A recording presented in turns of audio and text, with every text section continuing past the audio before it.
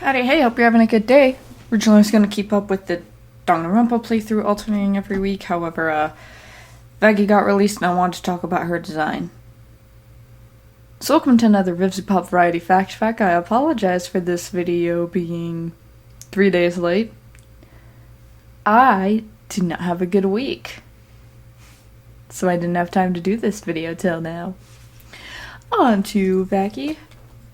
As with the others, the changes overall seem rather minor. I mean, her features are sharper, and she seems to be wearing a hotel uniform, so I imagine Nifty will be wearing a similar outfit when we see her, be it in a teaser or in a trailer. Her hair seems to look more like moth wings, and it has gray in it instead of pink. She seems more fierce and less delicate. Her eye patch seems to be more obviously an eye patch, because sometimes in the pilot it seemed to appear to be just a shadow. I think she matches Charlie really well. Now, before I get into the meat of the video, I'm going to go off on a mini tangent. While it is cool to see the designs individually, I think this marking gimmick is getting very old very fast. Especially since the changes are rather minor. I think they should have released these in a more increasing countdown fashion. Like, from the Hotel to Charlie, 2 months. Charlie to Alistair, 1 month. Alistair Ranger, 3 weeks. Angel to Faggy, 2 weeks, etc.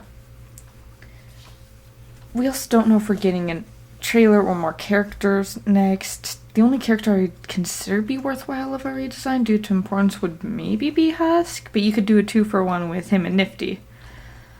Honestly, I either want a confirmation date or where to watch it. A trailer would be nice since these are nice character designs, but they mean nothing if they don't look good animated. I'd be perfectly fine if they made announcement like, hey, the series won't be released till October. At least then we'd have confirmation, but at this rate it feels as though we're being strung along. But I know this is out of Viv's hands. Now that I've finished my rant, let's get on to the rules and disclaimer. These facts are years old and may change when the actual series is released. I was just bored and wanted to make use of my spreadsheet. Plus the videos are rather simple to edit together with my limited knowledge. As for rules, I only include things Viv states or agrees to, but I make the occasional exception if she has an interesting reaction to something. I always include the stream or streams referenced. The spreadsheet I made in my own Twitter in the description below. Speaking of streams, today we're covering the first Vivzie stream. We start with a bunch of Alistair facts covering his taste in movies. Viv reveals he's a cinephile or like a movie lover, but particularly would love horror movies like Hereditary, artsy, edgy movies, smart old-timey, dry comedies, art house horror, and Buster Keaton movies. There is a character personifying death, at least there was at the time of this stream. However, if he ever appears in the Hellverse in general, it would probably be in Hellville Boss and not Has-Been Hotel. Shirley treats the patients at the hotel like misbehaving kids, so she'll give them minor punishments like grounding instead of actually scolding them. While Viv admits to enjoying Chalister fan art, it's unlikely to be a thing in the show. Alistair is not a classy drinker, but he is a classy drunk, meaning he can handle his liquor and isn't a mess when drunk, but he prefers harder alcohols like whiskey over something like wine. When he was alive, he lived in New Orleans. Viv also states that he has a lot of duality to him. She thinks he'd have a fancy mansion in town, but also one of those hunting cabins where the cabins are built in the bayou waters. He also has a Furby organ. As soon as I learned what that was, I cursed my friends and family with the knowledge of it. It sounds like someone's making music with the souls of the damned. I want one. Speaking of Furbies, Viv wants to include them somehow in the Hellverse, even if she has to demify them to avoid copyright. Alistair is a prankster type, but we dub him as a troll on the internet. This also has to do with the fact he likes being unpredictable. Example, he will pretend not to be able to do something for various reasons. This could be so his enemy underestimates him, or he's trolling somebody, or it follows Who Framed Robert Rabbit logic, and it has to be for the sake of comedy. Or it's just to watch others suffer, which is something he enjoys. Alistair's mic is an extension of himself. It is impossible for him to lose, and he can summon it at will. Viv has mentioned before, but she reiterates that Waffle Houses are one of the few things in our world that exist in the Hellverse. Angel's drag persona always has large hair.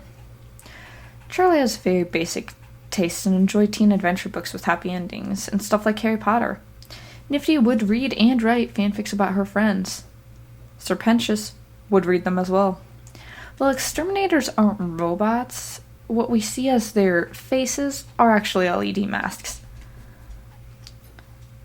Husk is a big, drunk, grumpy Gramp. Baxter is neurotic and fidgety antisocial gremlin. Arachnus talks like her friend Zack. Still don't know what to do with this knowledge. Razzle and Dazzle are Charlie's bodyguards and were made from childhood toys of Charlie's. Sir Pen is meant to be a British steampunk inventor who's a cobra. Criminy, who was still in the stages of development and at the time was meant to appear later in the show. Cherry can probably play electric guitar. Oster likes meat and bitter things and loves theater. He doesn't like sweet things, though. Charlie is 6 feet tall and based loosely off of Leslie Knope. Angel hates his feet and doesn't want people to see them. This was a last-minute addition to the script, which means it's probably good my week was booked and didn't have time to make the video till Saturday, Sunday. Viv announced that part 2 of Season 1 Helva Boss Final is finished, but is going through some issues out of her and the team's control when it comes to being released. So instead, on July 30th, we're going to jump into Season 2.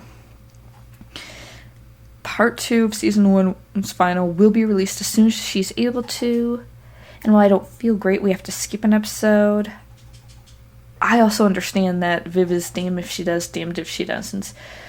Because if we're just waiting on this episode, the fandom, especially the minority that's being super loud and rude about this, will get even more loud and rude about this. But if she skips it, they're going to be loud and rude about it. So she just wants to get content out so she can enjoy it with the fandom she has created. I don't have to like it, but I can respect it. Well, that's all for this week. I'll probably have a Danganronpa playthrough next week. But that's all for me. Hope you have a good week. Bye!